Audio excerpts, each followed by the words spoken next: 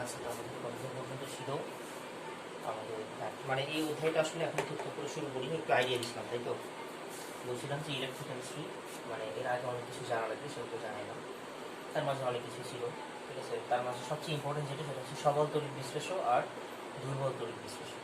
এই অধ্যায়ে আমাদের কোনটা নিয়ে আলোচনা হবে, সবল নাকি দুর্বল? সবলটা নিয়ে। ঠিক আছে, এই অধ্যায়ে সবল তড়িৎ বিশ্লেষণ নিয়ে আলোচনা হবে। আর দুর্বল নিয়ে কোথায় আলোচনা শেষ হয়েছে? রাসায়নিক সাম্যাবস্থা। রাসায়নিক সাম্যাবস্থায় দুর্বল তড়িৎ বিশ্লেষণে আলোচনা হচ্ছে, ওখানে আলফা নিয়ে কথাবার্তা ছিল। আচ্ছা, তো এবার চলো অধ্যায় নিয়ে আইডিয়া বলতে, এই অধ্যায়ে আসলে দুটো শক্তির কনভার্সন নিয়ে কথা বলা হয়েছে, একটা হচ্ছে রাসায়নিক শক্তি আর একটা হচ্ছে তড়িৎ শক্তি। তো এই জন্য অধ্যায়ের মাঝে দুইটা পার্ট, যেই পার্টে তড়িৎ শক্তি থেকে রাসায়নিক শক্তিতে কনভার্ট করা হয়েছে এই পার্টের নাম হচ্ছে তড়িৎ বিশ্লেষণ বা তড়িৎ বিশ্লেষ্য কোষ, এটা একটা পার্ট। আর যেই পার্টে রাসায়নিক শক্তি থেকে তড়িৎ শক্তি, যেটা বেশি ইম্পর্টেন্ট, রাসায়নিক শক্তি থেকে তড়িৎ শক্তিতে কনভার্ট করা হয়েছে, এটা হচ্ছে তড়িৎ রাসায়নিক কোষ। তাহলে এই দুইটা পার্টের মাঝে আমরা আগে শুরু করবো হচ্ছে তড়িৎ বিশ্লেষ্য কোষ। ঠিক আছে, তাহলে আজকে থেকে আমাদের পড়াশোনা আগামী ধরো 2 দিন বা 3 দিন হতে লাগবে বা তার কমও লাগতে পারে, দেখা যায়। তড়িৎ বিশ্লেষ্য কোষ নিয়ে আমরা আলোচনা করবো, তারপরে হচ্ছে তড়িৎ রাসায়নিক কোষ, তারপরে অধ্যায় শেষ। ঠিক আছে, তাহলে উপরে হেডলাইন দাও তড়িৎ বিশ্লেষ্য কোষ। তড়িৎ বিশ্লেষ্য কোষ বা ইংলিশটা হচ্ছে ইলেকট্রোলাইটিক সেল। নিচে দেখি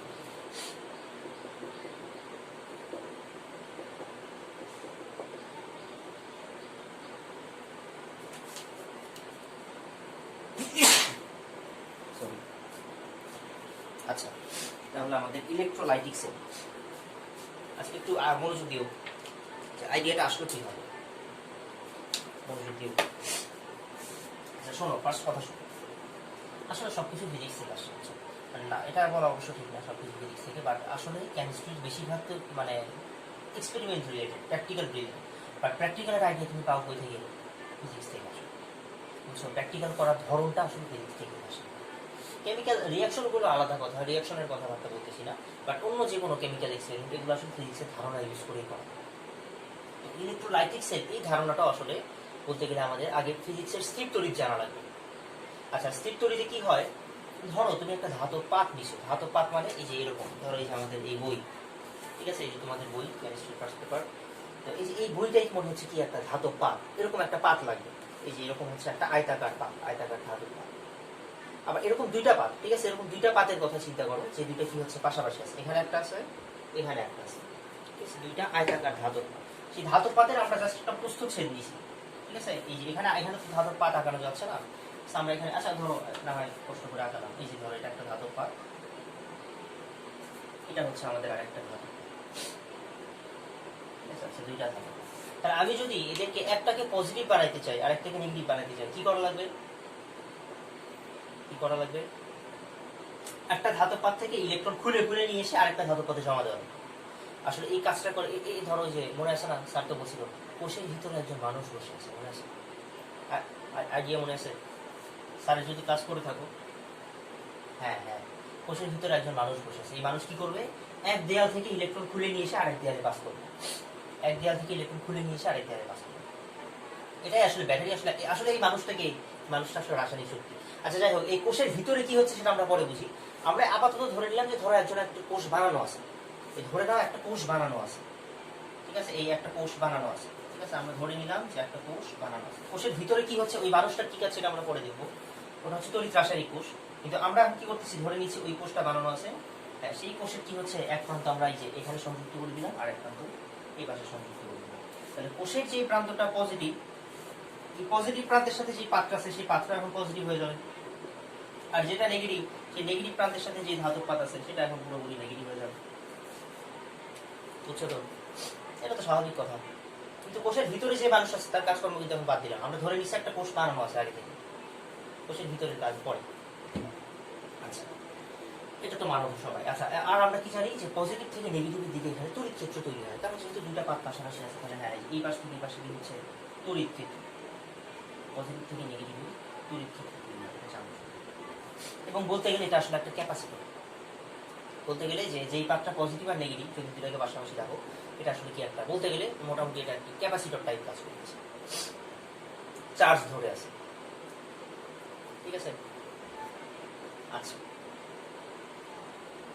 হ্যাঁ হ্যাঁ হ্যাঁ, তড়িৎ ক্ষেত্র তার বিপরীত দিকে হয়। এই যে তুমি আচ্ছা তড়িৎ ক্ষেত্র কোন দিকে হবে এটা কেমনে বুঝবা? এই যে ধরো মাঝে একটা ইলেকট্রন রাখলাম, মাঝে একটা ইলেকট্রনের চার্জ তো নেগেটিভ, একটা ইলেকট্রন রাখলাম, তাহলে বলো ইলেকট্রন কোন দিকে দৌড় দিবে, নেগেটিভের দিকে না পজিটিভের দিকে? হ্যাঁ এই যে এই বরাবর দৌড় দিবে, তাহলে যে বরাবর ইলেকট্রন দৌড় দিবে তার বিপরীত দিকে হয়তো ঠিক আছে। এটা জাস্ট একটা কনভেনশন, তড়িৎ ক্ষেত্রের দিক হচ্ছে একটা কনভেনশন, পজিটিভ থেকে নেগেটিভ। তড়িৎ ক্ষেত্রের সংখ্যাটা +1 কুলম্ব চার্জ থেকে, এই জন্য আসলে এটা পজিটিভ থেকে নেগেটিভ। তাহলে সোজা কথা, এই তড়িৎ ক্ষেত্রের মাঝে কোনো নেগেটিভ চার্জ রাখলে সেটা এই বরাবর দৌড় দিবে, আর যদি কোনো ধরো +q চার্জ রাখছি পজিটিভ চার্জ, তাহলে সেটা এই বরাবর দৌড় দিবে।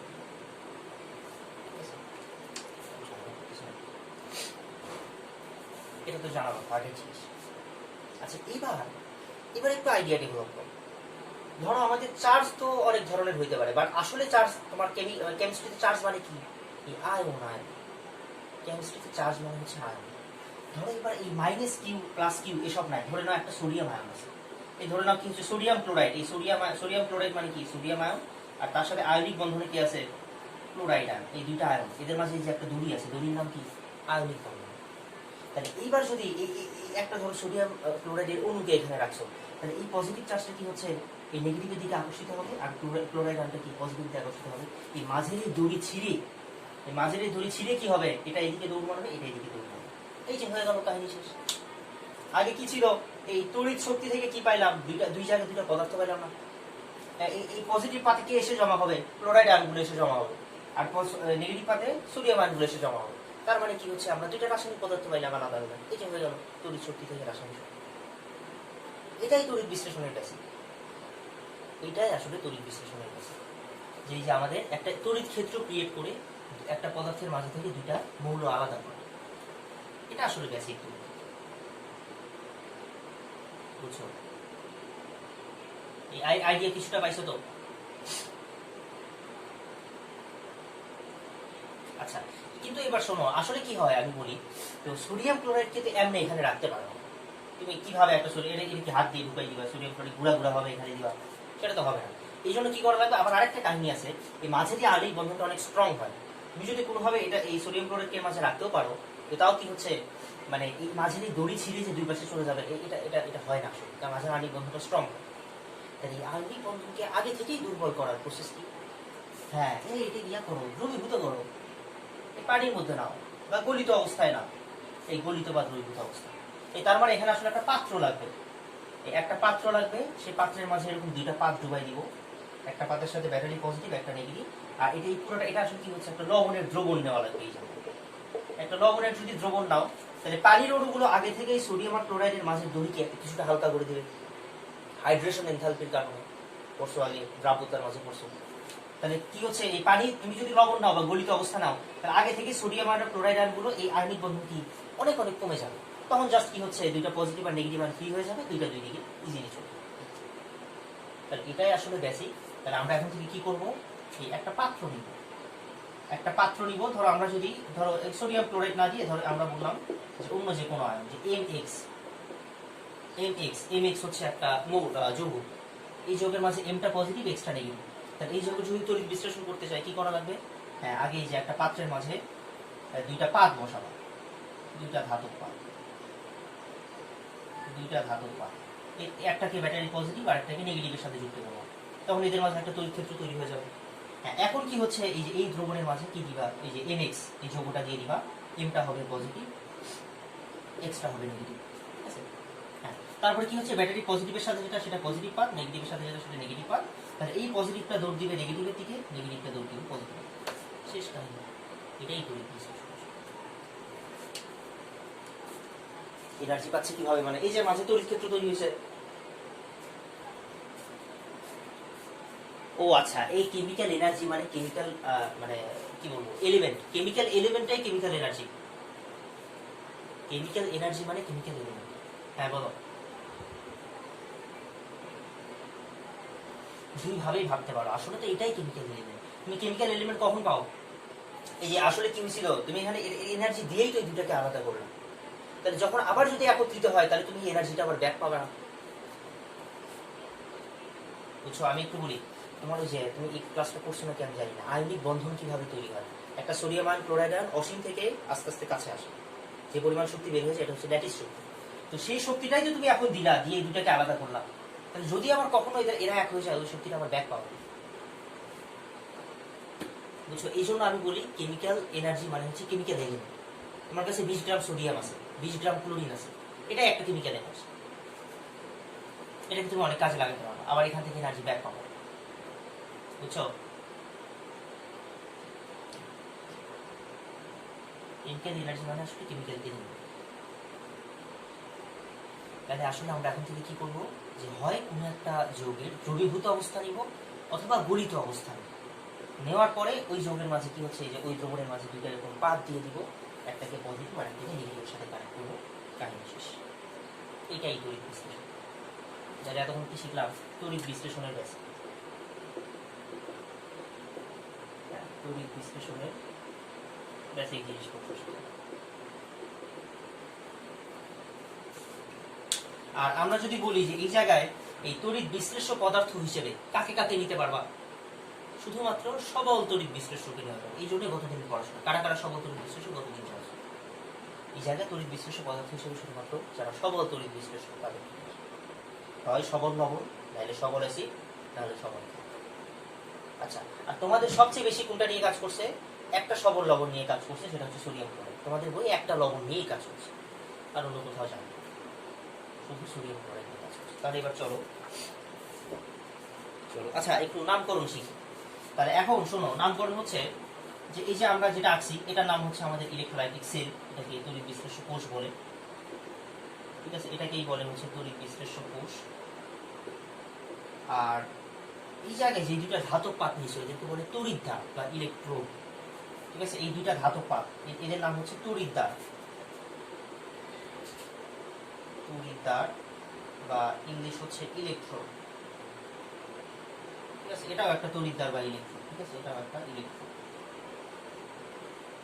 যেটা আমাদের পজিটিভ পাত সেটা পজিটিভ ইলেকট্রোড, যেটা নেগেটিভ সেটা হচ্ছে নেগেটিভ। আচ্ছা, এবার একটু কথা শোনো, এবার একটু শোনো, একটু খটকা লাগবে। সেটা হচ্ছে, শোনো, এই ব্যাটারির পজিটিভ পাতের সাথে যেটা আছে সেটা তো পজিটিভ, এটা তো পজিটিভ পাত আছে, এটা কি অ্যানোড বলা হয়? কেন সেটা পরে আসতেছে, আগে নাম লিখে নাও। যেটা পজিটিভ, যে পাতটা পজিটিভ সেটার নাম হচ্ছে অ্যানোড, আগে লিখে নাও, পরে বলতেছি কার। আর যেই পাতটা নেগেটিভ সেটার নাম হচ্ছে ক্যাথোড। হয়তো বলবা আমরা তো উল্টা জিনিস হয়ে গেল, আমরা তো অ্যানায়ন মানে নেগেটিভ আয়ন জানতাম, তাহলে অ্যানোড মানে পজিটিভ পাত, এটা আবার কেমন কথা? আগে লিখে নাও। তাহলে যেই পাতটা, যেই ইলেকট্রোডটা পজিটিভ সেটা হচ্ছে অ্যানোড, আর যেই ইলেকট্রোডটা নেগেটিভ সেটা হচ্ছে ক্যাথোড। অ্যানোড ক্যাথোড বুঝলাম।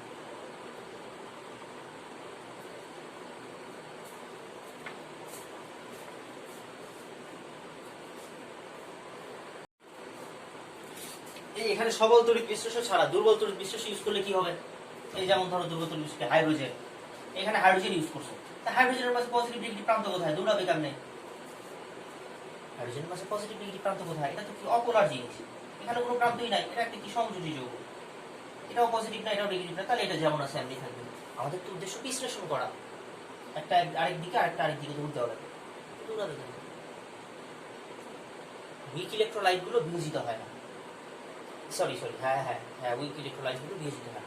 আচ্ছা, তুমি যদি ধরো হালকা পজিটিভ নেগেটিভও নাও, যেমন ধরো আমাদের উইক ইলেকট্রোলাইট কি আছে, ধরো আমাদের অ্যামোনিয়াম কার্বন, হ্যাঁ এই যে এটাই তো বললাম অ্যামোনিয়াম কার্বন। আচ্ছা, এর মাঝে আয়ন আছে ঠিকই, কিন্তু এরা উইক ইলেকট্রোলাইট, এরা বিয়োজিতই হইতে চায় না, এদের মাঝে বন্ধনটা স্ট্রং। এই উইক ইলেকট্রোলাইট মানে কি?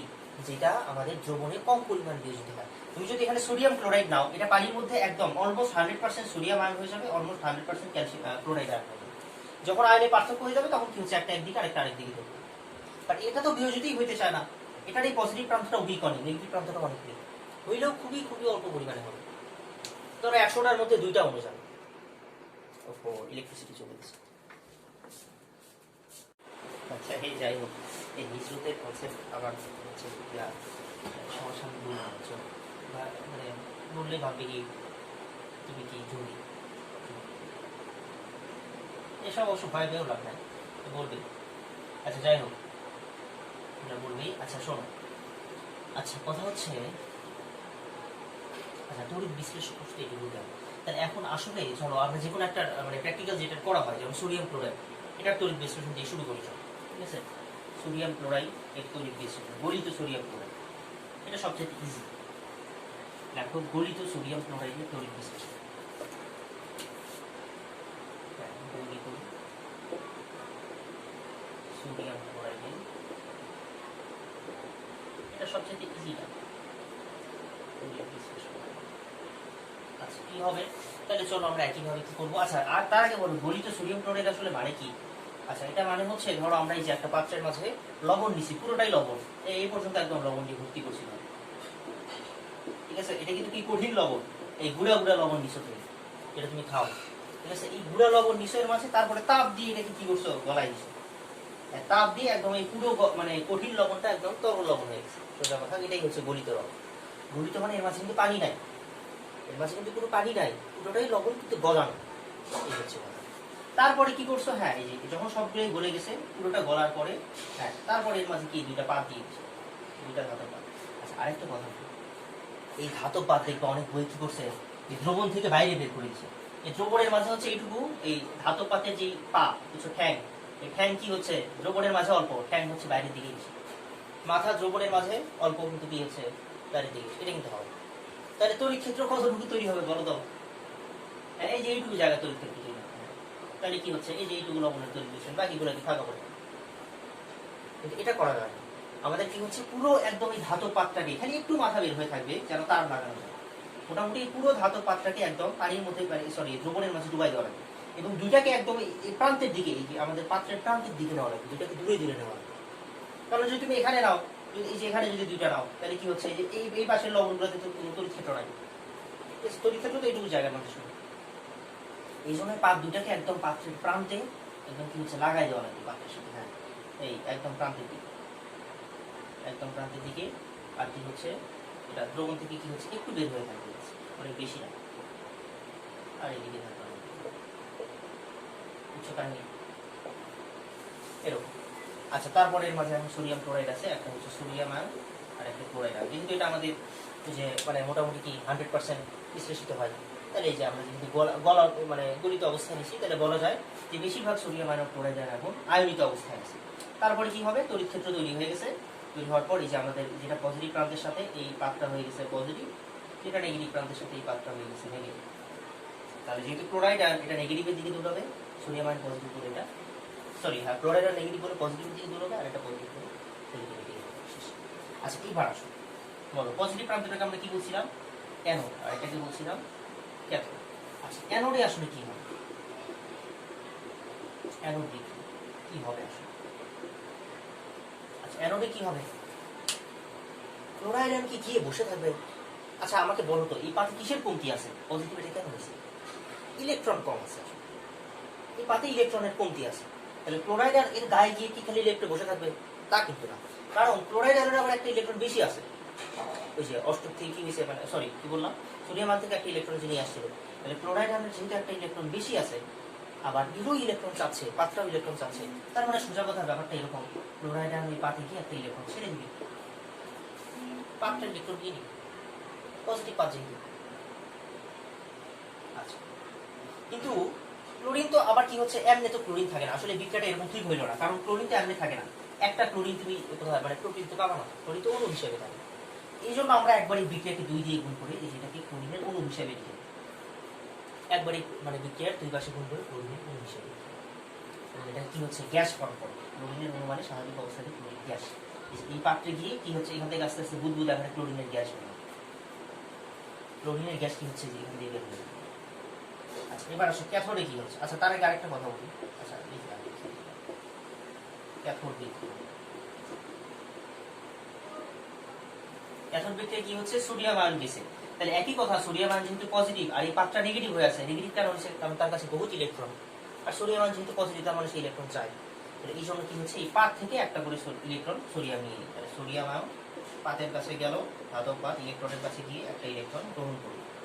কিন্তু আমরা আসলে এই দুইটা বিক্রিয়াকে সমতা করতে চাই, বুঝছো, যে আমরা কি করতে চাই, অ্যানোডে যতগুলো ইলেকট্রন বের হয়েছে, ঠিক আছে, অ্যানোডে যতগুলো ইলেকট্রন বের হয়েছে ঠিক তত দিয়ে আমরা কি হচ্ছে এই ইলেকট্রনটা দুই পাশে সমতা করতে চাই, অ্যানোড আর ক্যাথোডের বিক্রিয়া হচ্ছে, এই জন্য এই বিক্রিয়াটাকে আমরা 2 দিয়ে গুণ করি, সবকিছু সমতা করি। দুই দিয়ে গুণ করার কারণটা কি, যেহেতু অ্যানোডে কি হচ্ছে ক্লোরাইড আয়ন দুইটা ইলেকট্রন ছেড়ে দিয়ে আসছে, তাহলে এও কি হচ্ছে আমাদের দুইটা ইলেকট্রনই এখান থেকে ছাড়বে, ব্যাপারটা এরকম।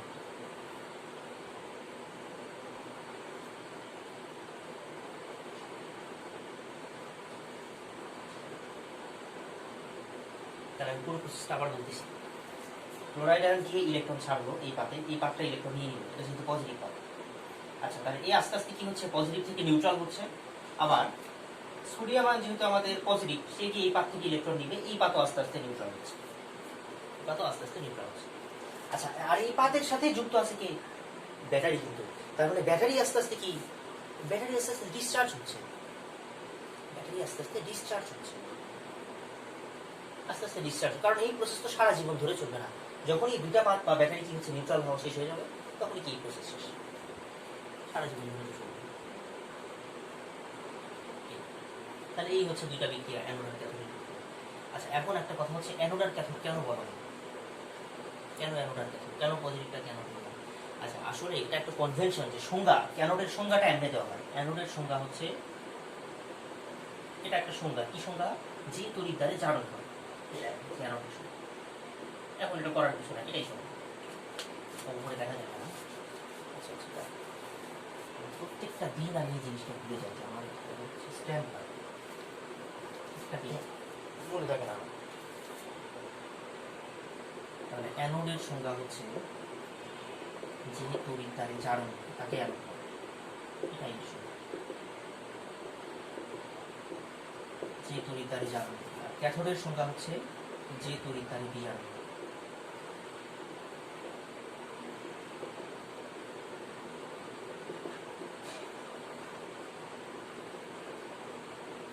ক্যাথোডের সংজ্ঞা, এই অ্যানোড আর ক্যাথোডের সংজ্ঞা। দেখো তো সংজ্ঞার সাথে মিলছে নাই, কেন অ্যানোড বলা হলো, কারণ এই তড়িৎ দ্বারে ক্লোরাইড আয়ন একটা ইলেকট্রন ছাড়ছে, ইলেকট্রন ছাড়া মানে সরি দুইটা ইলেকট্রন ছাড়ছে, ইলেকট্রন ছাড়া মানে জারণ।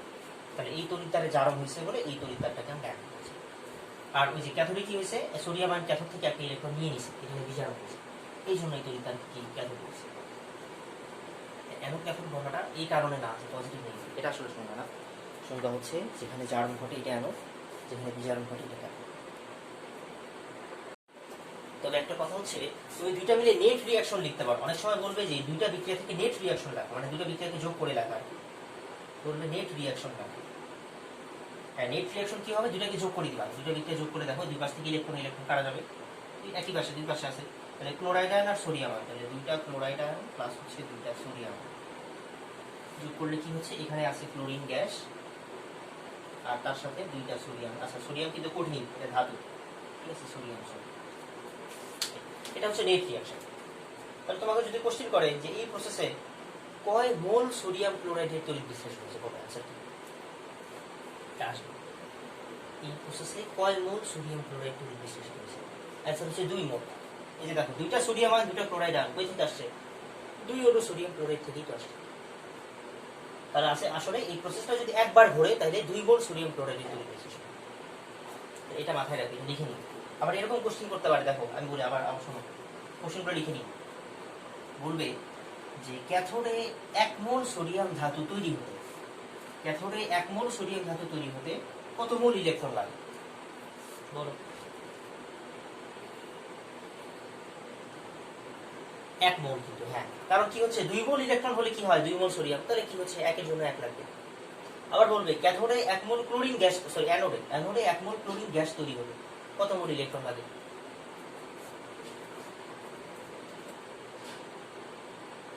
হ্যাঁ 1 মোল না, 2 মোল। কারণ কি ক্লোরিনের 1 মোল মানে তো একটা অণু, এই ক্লোরিনের 1 মোল মানে কি, এটাই অণু, এটাই ক্লোরিনের 1 মোল। তাহলে 1 মোলের জন্য কত মোল ইলেকট্রন লাগছে, 2 মোল। এইটা অ্যান্সার 2 মোল। সবগুলো লিখে নিও। প্রথম কথা হচ্ছে কোশ্চেন কি, যে এখানে কয় মোল সোডিয়াম ক্লোরাইড, হ্যাঁ, তাহলে 2 মোল সোডিয়াম ক্লোরাইডের তড়িৎ বিশ্লেষণ হচ্ছে, 2 মোল সোডিয়াম ক্লোরাইড তড়িৎ বিশ্লেষিত হতে, এটাও বলতে পারে যে এখানে 2 মোল সোডিয়াম ক্লোরাইড তড়িৎ বিশ্লেষিত হতে কত মোল ইলেকট্রন লাগছে, এটাও কিন্তু 2 মোল। দেখো, এই যে অ্যানোডে 2 মোল, ক্যাথোডে 2 মোল, তার মানে কি 2 মোল ইলেকট্রন আসলে এখান থেকে এই যে পাশে গেছে, ব্যাপারটা এরকম। এইখানে 2 মোল ইলেকট্রন দিছে, এখান থেকে 2 মোল ইলেকট্রন দিছে, বুঝছো? তার মানে 2 মোল সোডিয়াম ক্লোরাইড তড়িৎ বিশ্লেষিত হতে 2 মোল ইলেকট্রন। সব কিছু তো মৌলের হিসাব হচ্ছে, মাথায় রাখতে হবে। দুইটা না, এক মোল ক্লোরিন, এক মোল সোডিয়াম, 2 মোল ইলেকট্রন, মৌলের হিসাব। আর সোডিয়াম ক্লোরিনেরটাও লিখে নাও, 1 মোল সোডিয়াম পাওয়া যাইতে ক্যাথোডে 1 মোল সোডিয়াম পাইতে 1 মোল ইলেকট্রন লাগে, আর অ্যানোডে 1 মোল ক্লোরিন পাইতে 2 মোল ইলেকট্রন লাগে। এগুলো লিখে দাও।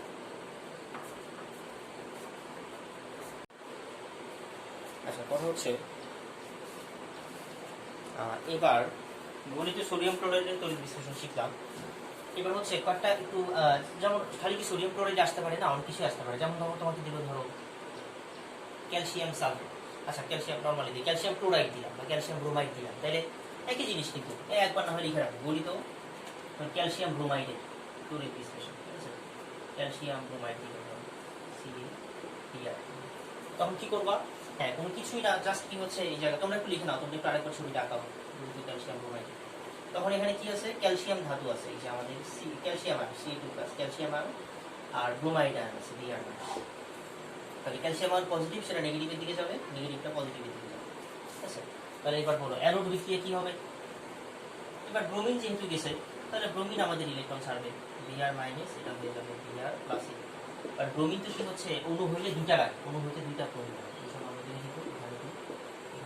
আর এখানে 2 দেওয়া মানে একবারে Br2 লিখে দাও, ঠিক আছে?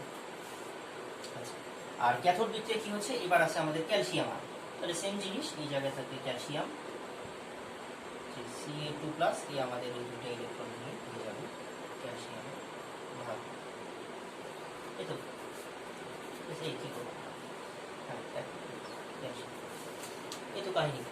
তাহলে সোজা কথা হচ্ছে যেটাই দিক, যেমন তোমাকে দিতে পারে ধরো আর কি দিতে পারে, ক্যালসিয়ামের দিলাম, ধরো দিল তোমার হচ্ছে পটাশিয়াম ক্লোরাইড, ঠিক আছে? বা পটাশিয়াম ব্রোমাইড দিল, সেম জিনিস, তখন এখানে থাকবে পটাশিয়াম, এখানে থাকবে ব্রোমিন, কোনো সমস্যা নাই। তবে তোমাকে হচ্ছে দুর্বল তড়িৎ বিশ্লেষকটা দিবে না, সবসময় এটা এখানে সবল তড়িৎ বিশ্লেষক দিতে হবে, এবং বিশেষ করে লবণ, সবল লবণ দিতে পারে, সবল লবণের তড়িৎ বিশ্লেষক। আচ্ছা, তখন নেট রিঅ্যাকশন এখানে কি লিখবা? যে ক্লোরাইড আয়নের বদলে এখানে থাকবে 2টা ব্রোমাইড আয়ন, আর এখানে থাকবে হচ্ছে একটা ক্যালসিয়াম আয়ন Ca2+। তখন কি করবে? 2টা ইলেকট্রন কাটা গেল, ভাই এখানে তখন ব্রোমিনের ধাতু, সরি অধাতু, ব্রোমিনের গ্যাস। আচ্ছা, ব্রোমিনের গ্যাস লিখো না, ব্রোমিন আমার সাধারণ অবস্থায় তরল থাকে, ব্রোমিন খালি ব্রোমিন লিখে দাও।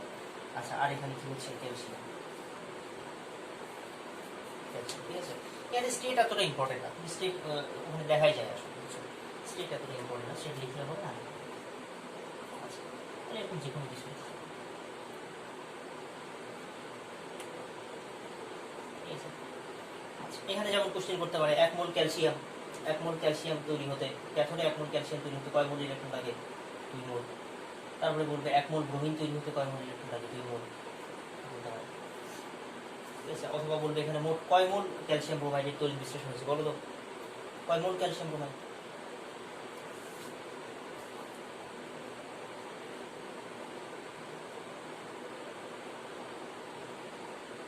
দুই মোল না 1 মোল? এই 1 মোল, 1 মোল, হ্যাঁ দুইটা মিলে 1 মোল। এই আসলে এটা আসছে কই থেকে? দেখ আমি বলি, মিলাবা কেমনি? যদি এরকম কোশ্চেন করে কয় মোল ক্যালসিয়াম ব্রোমাইড, কেমনি মিলাবা? এই যে ক্যালসিয়াম ব্রোমাইড, এটা তো ক্যালসিয়াম আয়ন আর 2Br-, এটা কেমনে হয়েছে? CaBr2 থেকে হয়েছে আসলে। এর মাঝে একটা ক্যালসিয়াম আছে, 2টা ব্রোমিন আছে, এখান থেকে হয়েছে। তার মানে এটা কয় মোল ক্যালসিয়াম ব্রোমাইড? 1 মোল, 1 মোল ক্যালসিয়াম ব্রোমাইড বিশ্লেষণ হয়েছে। আচ্ছা, এইবার চলো মিশিয়ে দিলাম, এটা কি করো?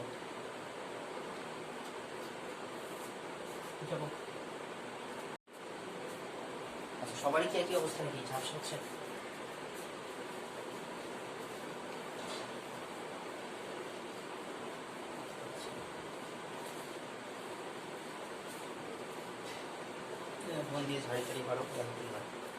আচ্ছা, এবার শোনো, আমাদের তড়িৎ বিশ্লেষণে এই যে ক্যাথোডে আর অ্যানোডে পদার্থ জমা হচ্ছে, এটা আমার কয়েকটা ব্যাপারের উপরে ডিপেন্ড করে। কেমিস্ট্রি যেহেতু প্র্যাকটিক্যাল জিনিস, আসলে এখানে এই যে বাধা কিছুটা থাকবেই, বুঝছো? তো এই ব্যাপারগুলো কিসের উপরে ডিপেন্ড করে? আমাদের মোটামুটি দেখা যাচ্ছে 4টা জিনিস, ঠিক আছে? লিখে রাখবো যে তড়িৎ বিশ্লেষণের উপরে বিভিন্ন নিয়ামকের উপরে,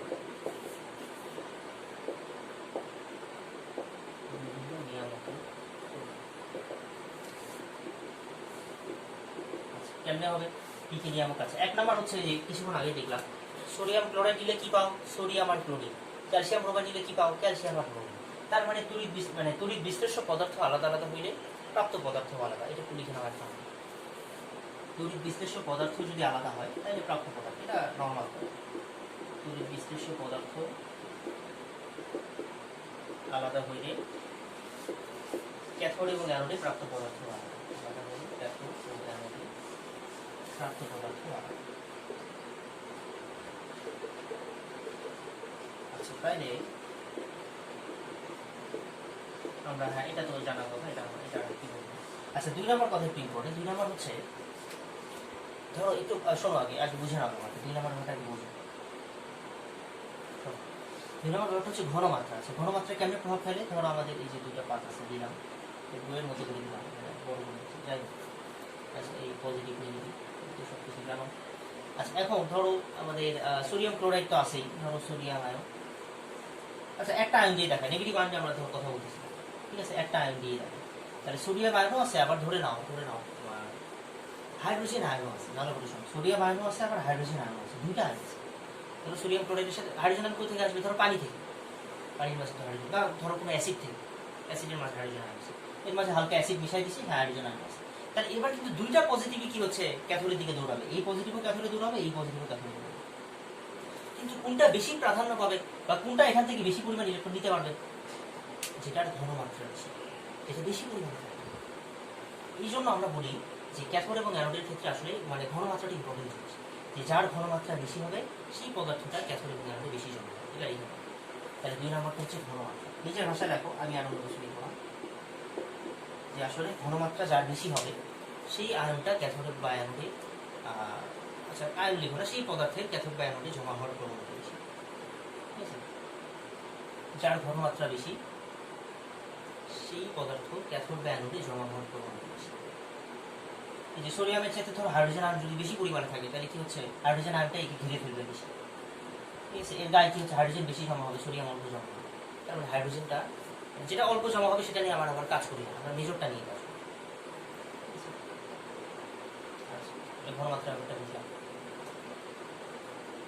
লেখা হয়েছে বইল।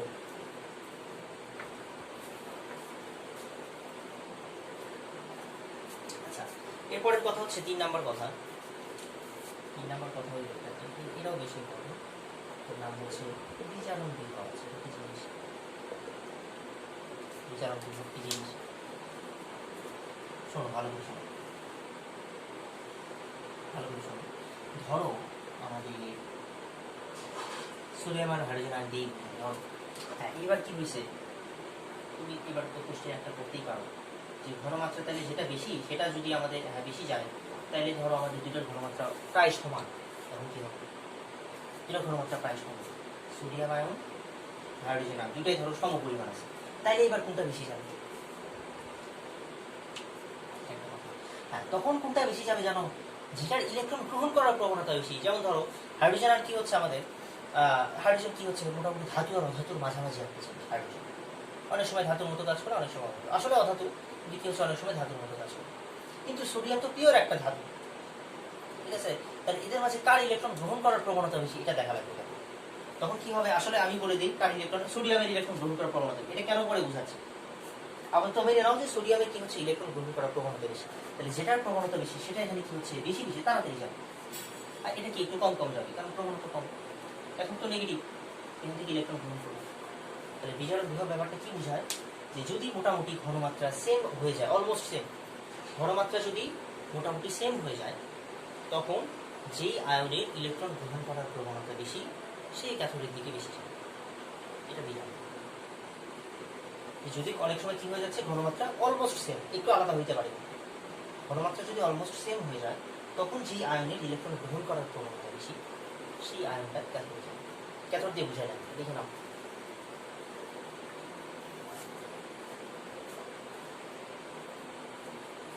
ঠিক আছে,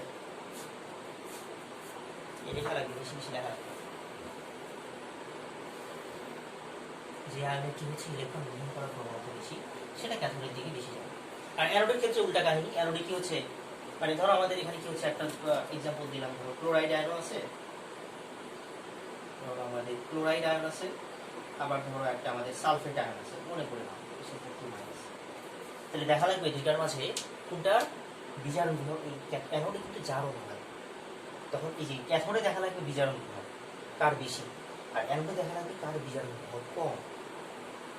যার বিজারণ বিভব কম সে গিয়ে ইলেকট্রন কি ত্যাগ করবে। অ্যানোডে যেহেতু জারণ হয়, তাহলে এটা মাথায় রাখো। ক্যাথোডে কি দেখবা কার বিজারণ বিভব বেশি, ক্যাথোডে দেখবা বিজারণ বিভব কার বেশি। বিজারণ বিভব মানে কি, সোজা কথা ইলেকট্রন গ্রহণ করার প্রবণতা, বিজারণ বিভব কার বেশি এটা দেখবে। আর অ্যানোডে দেখবা কার জারণ বিভব বেশি বা বিজারণ বিভব কম, তাও বলতে পারবে। অ্যানোডে কি দেখবা কার বিজারণ বিভব কম। আসলে বিজারণ বিভবটা একটু বেশি চলে, এটাও একটা কনভেনশন, কার বিজারণ বিভব কম।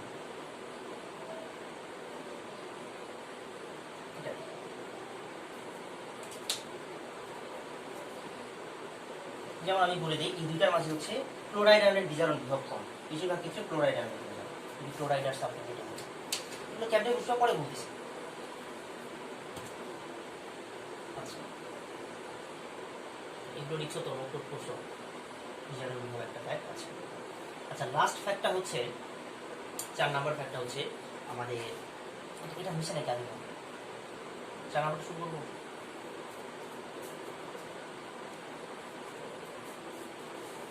আচ্ছা, 4 নাম্বার ফ্যাক্টর হচ্ছে, ধরো আমাদের এই যে এতক্ষণ এটা নিয়ে কোনো কথাই হয় না, সেটা হচ্ছে এই তড়িৎদ্বার, তড়িৎদ্বারটা কেমন তারা বলছো। ধরো আমাদের 4 নাম্বার কি বলবো, তড়িৎদ্বারের প্রকৃতি, তড়িৎদ্বারের প্রকৃতি। আচ্ছা, এটা কেমন জিনিস, ধরো নর্মালি আমাদের তড়িৎদ্বারও তো একটা ধাতু, আসলে এটা তো একটা ধাতু, ধাতুটা কি কোন ধাতু হয়, যেমন এটা যদি কোনো সক্রিয় ধাতু। আচ্ছা, তার আগে বলি তড়িৎদ্বার আবার দুই রকম হতে পারে, একটা সক্রিয় ধাতুর তৈরি আর একটা নিষ্ক্রিয় ধাতুর তৈরি। একটা হতে পারে সক্রিয় ধাতুর তড়িৎদ্বার, সক্রিয় ধাতুর তড়িৎদ্বার, ঠিক আছে। সক্রিয় ধাতু কারা কারা, যেমন আচ্ছা আগে নিষ্ক্রিয়গুলো এক্সাম্পল দিই, নিষ্ক্রিয় বাদ দিয়ে সবগুলোই হচ্ছে সক্রিয়। আর একটা হতে পারে নিষ্ক্রিয় ধাতু, ঠিক আছে। তড়িৎদ্বারটা, তড়িৎদ্বারটা কেমন, আচ্ছা নিষ্ক্রিয় কে কে, যেমন আমাদের প্লাটিনাম একদম বেস্ট এক্সাম্পল নিষ্ক্রিয় তড়িৎদ্বার। আর একটা হতে পারে গোল্ড, গোল্ডও আমাদের নিষ্ক্রিয় তড়িৎদ্বার, বাট গোল্ডের দাম অনেক বেশি, ঠিক আছে। গোল্ডের দাম খুব বেশি, এই জন্য আমরা বেশিরভাগ ক্ষেত্রে প্লাটিনাম নিষ্ক্রিয় তড়িৎদ্বার হিসেবে। এগুলো বাদ দিয়ে যারা আছে সবাই সক্রিয়, যেমন কি কি, ধরো আমাদের কপার, জিঙ্ক হইতে পারে, সিলভার হইতে পারে। হ্যাঁ, গোল্ডের চাইতে প্লাটিনামের দাম হ্যাঁ কম, কমই তো,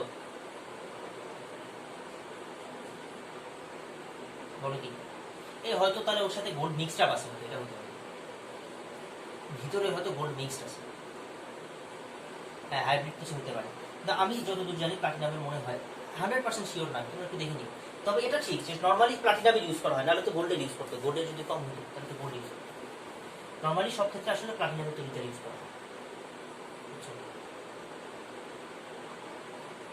আর সক্রিয় কে কে তাই না, হ্যাঁ আমাদের বহুত কিছু হতে পারে, কপার, জিঙ্ক, তারপরে সিলভার, আর যত কিছু আছে, ম্যাগনেসিয়াম, ম্যাগনেসিয়ামের তৈরিটার যদি ভাবে ইউজ করে না, তারপরে গ্রাফাইট।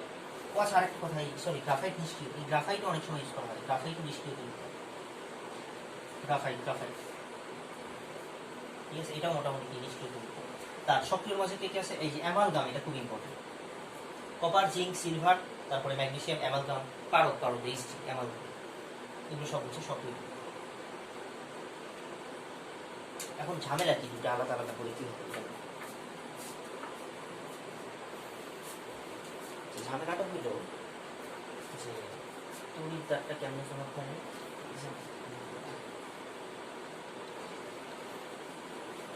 আচ্ছা, তড়িৎদ্বার কি ঝামেলা করে, যদি সক্রিয় তড়িৎদ্বার হয়,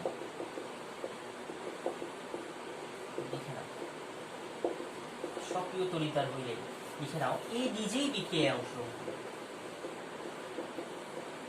সক্রিয় তড়িৎদ্বার নিজেই বিক্রিয়ায় অংশ। দেখো তো এখন পর্যন্ত তড়িৎদ্বার কোথাও বিক্রিয়ায় অংশগ্রহণ করছে, করে নাই, তার মানে এগুলো কি তড়িৎদ্বার, প্লাটিনাম, নিষ্ক্রিয় তড়িৎদ্বার, এগুলো আসলে প্লাটিনামের তড়িৎদ্বার, বুঝছো। আর যদি সক্রিয় তড়িৎদ্বার হয়, এই নিজেই বিক্রিয়ায় অংশগ্রহণ করে, ঝামেলা ব্যাপক ঝামেলা, নিজেই বিক্রিয়া করবে, বুঝছো। অন্যকে বিশ্লেষিত করা বাদ দিয়ে নিজেই কি ঝামেলা, সক্রিয় তড়িৎ তার। আচ্ছা, আরেকটা কথা একটু নিষ্ক্রিয় তড়িৎ তারের পাশে লিখে নাও, যদি কিছু উল্লেখ করা না থাকে, ঠিক আছে, যদি কোনো কিছু উল্লেখ করা না থাকে তবে ভাববো কি এটা নিষ্ক্রিয় তড়িৎ তার। যেমন দেখো এই ক্ষেত্রে কিছু উল্লেখ করি না, কিসের তড়িৎ তার এটা উল্লেখ করা হয়, তখন ভেবে নিব যেটা নিষ্ক্রিয়, প্লাটিনামের তড়িৎ তার। ঠিক আছে, আর সক্রিয় হলে উল্লেখ করা থাকে। সক্রিয় তড়িৎ তার কি করবে, নিজেই বিক্রিয়া করবে। আচ্ছা, একটা এক্সাম্পল কি দেওয়া যায় তার, আচ্ছা একটু পরে দেখি,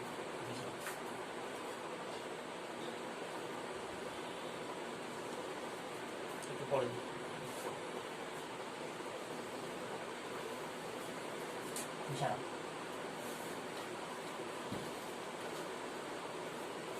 আচ্ছা চলো, এরপরে আমরা কি শিখবো, দেখো এই যে দুইটা অবস্থা হতে পারে তড়িৎ বিশ্লেষণ, একটা গলিত অবস্থা, একটা দ্রবীভূত। এই গলিত সোডিয়াম ক্লোরাইড করছে, দ্রবীভূত করা হয়, এবার লাগবে যে জলীয় দ্রবণ মানে দ্রবীভূত, ঠিক আছে, জলীয় সোডিয়াম ক্লোরাইড এর তড়িৎ বিশ্লেষণ।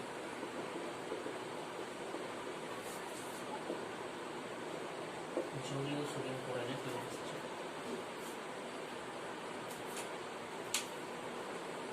হ্যাঁ,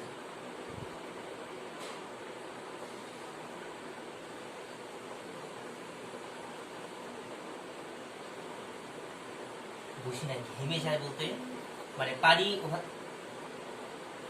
ও আচ্ছা আচ্ছা, এটা তো তোমার ওই যে মানে বাতাসের ভিতরে ছিল, এই জন্য বাতাসের ইয়াতে হয়ে গেছে আসলে।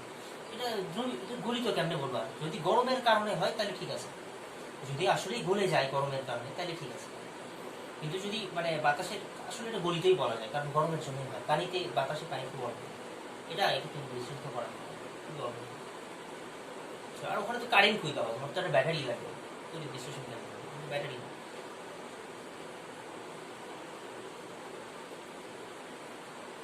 যদি গরম বেশি হয়ে যায়, হ্যাঁ খুব বেশি গরম পড়ে যায়, তখন যদি এটা হয় তাহলে গলিত, ঠিক আছে, যদি গরমের কারণে গলিত।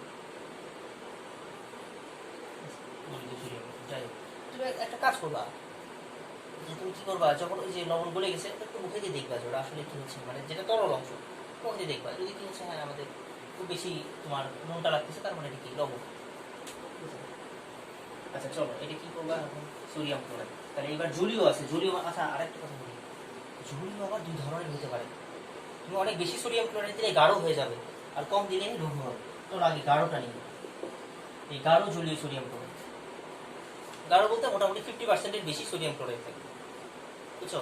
এবং এই দ্রবণের একটা নাম আছে, গাঢ় জলীয় সোডিয়াম ক্লোরাইডকে ব্রাইন দ্রবণ, ঠিক আছে, ব্রাইন দ্রবণ বলবে, ব্রাইনের তড়িৎ বিশ্লেষণ করে। গাঢ় জলীয় সোডিয়াম ক্লোরাইডের দ্রবণটাকে বলে ব্রাইন দ্রবণ। তাইলে চলো দুইটা আমরা হচ্ছে তড়িৎ তার, এই তড়িৎ তারকে বইয়ের মতো ছোটখাটো করে নিলাম, যদি ওটা ভুল, ঠিক আছে, তোমরা কি করবা, বড় সড় করবে। আচ্ছা কি হচ্ছে আমাদের, তার এবার দেখো, আচ্ছা এটা ছোট নিলাম, কুতকুত রাখবো, বড়ই নিলাম, কুতকুতে অবস্থা নিলাম, তড়িৎ ক্ষেত্র।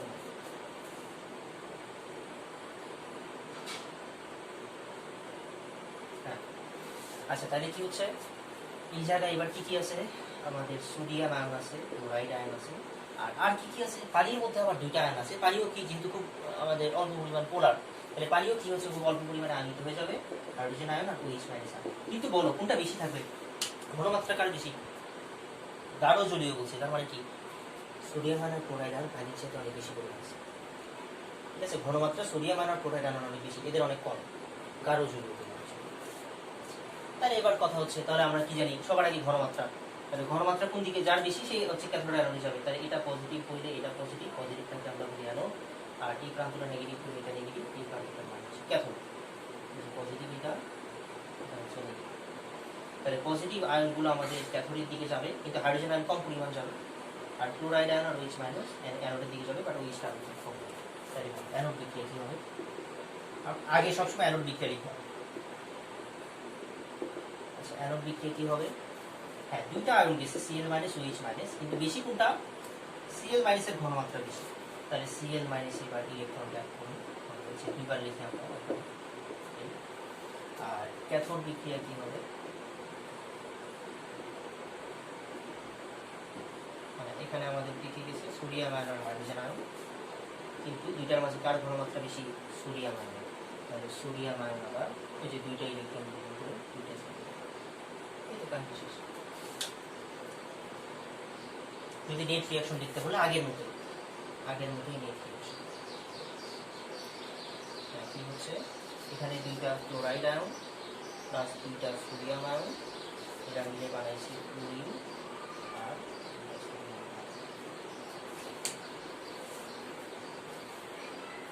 তাহলে কেন এখানে দুইটার মাঝে ক্লোরাইড আয়নটা কেন নিলাম? ঘনমাত্রা বেশি। এখানে সোডিয়াম আয়ন কেন নিলাম? ঘনমাত্রা বেশি। আচ্ছা,